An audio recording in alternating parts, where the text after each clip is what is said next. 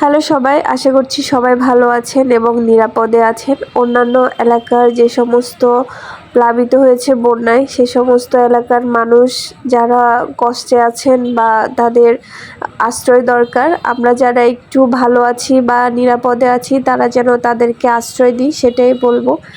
যেহেতু আমি খাগড়াছড়িতে রয়েছি, তাই খাগড়াছড়ির কথাই বলছি। গত কয়েকদিন যাবৎ প্রচণ্ড বৃষ্টির কারণে সমস্ত জায়গায় একদম জল উঠে মানুষের ঘরবাড়ির অবস্থা খুবই খারাপ। এক প্রকার ঘরবাড়ি এখন দেখাই যাচ্ছে না জলের কারণে, জলের নিচে সব ঘরবাড়ি। তারা কত কষ্টে দিন যাপন করছে, তাদের অবস্থায় কেউ না গেলে আসলে বোঝানো যাবে না। এখানে মেইন শহর যেটা একদম খাগড়াছড়ি সদর, ওই যে গেট দেখা যাচ্ছে, সেখানে এই অবস্থা। আর আশেপাশের কথা কী বা বলবো, একদম যে চেঙ্গি নদীটা, ওটা উপচে উপচে এখন জল পড়তেছে।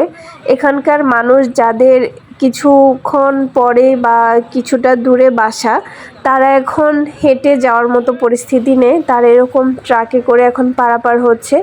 একদম হাঁটু সমান মেন রোডের উপরে জল। খাগড়াছড়ির আশেপাশে, সদরের আশেপাশে যে সমস্ত এলাকা বা গ্রাম রয়েছে, সে সমস্ত এলাকার মানুষ একদমই জলে আটকা পড়ে গেছে রাতের বৃষ্টিতে।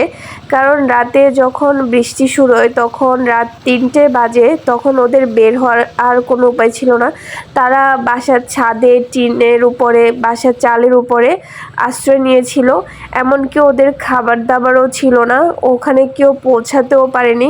আমরা যে সমস্ত খবর পেয়েছি ভলেন্টিয়ারের থেকে, কিছু মানুষকে এখনও দেখলাম যে ওরা ঘরবাড়ি ছেড়ে প্রায় 2 ঘন্টা যাবৎ হেঁটে শহরের দিকে আসতেছে। ওনাদের সাথে কথা বললাম যে ওনারা সব কিছু রেখে চলে আসলো 2-3 ঘন্টা যাবৎ হেঁটে হেঁটে। তাহলে বুঝেন ওদের আর কিছুই অবশিষ্ট নাই। ওদের ঘর বাড়ি, জিনিসপত্র, ওগুলো সব ফেলে রেখে ওনারা এখন আশ্রয় কেন্দ্রে আশ্রয় নেওয়ার জন্য আসছে।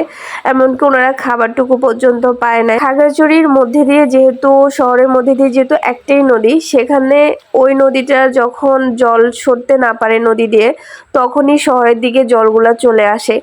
আর এই বৃষ্টিটা তো প্রায় আজকে টানা 20 দিন যাবৎ হচ্ছে খাগড়াছড়িতে, যার কারণে এত বেশি জল হওয়ার কারণে শহরের দিকেও জলগুলা ঢুকে পড়ে। যে সমস্ত এলাকা প্লাবিত হয়েছে, দয়া করে তাদের পাশে গিয়ে দাঁড়ান। যে যতটুকু পারেন, টাকা দিয়ে হোক বা খাবার দিয়ে হোক, যেভাবে পারেন আপনারা সাহায্য করার চেষ্টা করেন। কারণ মানুষ মানুষের কাছে, অসহায় মানুষ মানুষের জন্যই। এর চেয়েও বড় কথা আর কিছু না। এখানে ধর্ম, বিভেদ এসব কিছুই আসলে তখন ম্যাটার করে না। শহরের মধ্যে যেহেতু জল ঢুকে পড়েছে, এই সমস্ত ডোবাগুলো অনেক জল এবং বিভিন্ন মাছও ধরা পড়তেছে।